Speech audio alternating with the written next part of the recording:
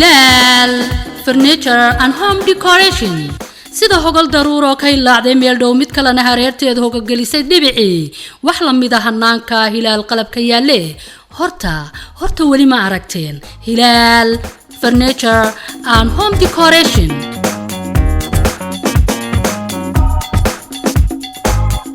fadhi haybad wacan oo naftu wihin biliyootiyo hurda aan tan oo kale dalka loogu arag hore qalab wada haboon oo daymada qof halacsaday degdeg lacagta ugu huro Hilal baa diyaarshay hadaad aqal galaysiyo hadii aad kuwii hore bedel haatan leedahay hamoogaane soo gaad Hilal Furniture and Home Decoration Hilal baa magaalada haatan u hormooday hoyga iyo alaabto heedha wada cusayb oo hadda xariga laga jaray bulshayahay Hilal iyo qabli ida quruxda goobtooda laga helo adoo haysta lacagtii ma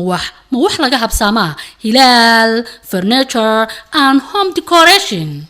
halka maanta ugu badan hadal haynta sheekada ragga iyo haweenkaba waa Hilal adiguna hadii aanad wali maqal imikaba hore u gaadh Hilal Furniture and Home Decoration ugu hagaag dhamaan qalabka qurxinta guryaha sida hurdooyinka casriga fadhiyo ajiiba iyo cuntooyin bilic iyo qurux bay isku darsaday iyo waliba xolasha caruurta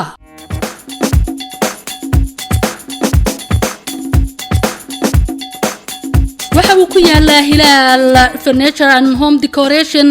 dhinaca galbeed ee idaacada radio Hargeysa TV-ga qaranka Soomaaliland waxaanu dhinaca koonfureed kaga soo jeedaa wadada isku xidha idaacada iyo xira awr wixii faahfaahina ee inta dheer kala soo xidhiir telefoonada shaashada kaaga muuqda Hilal Furniture and Home Decoration